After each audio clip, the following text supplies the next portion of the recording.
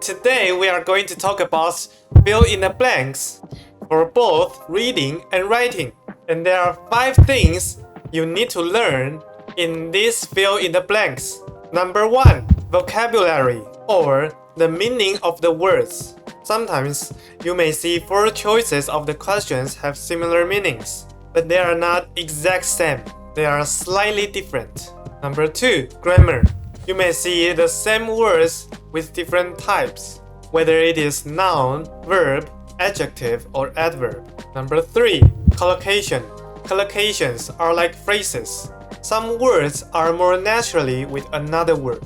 Number 4, context. You need to choose the word that fit in the context. So you need to understand the meaning before and after the word. Number 5, time management. You better finish each question within 2 minutes.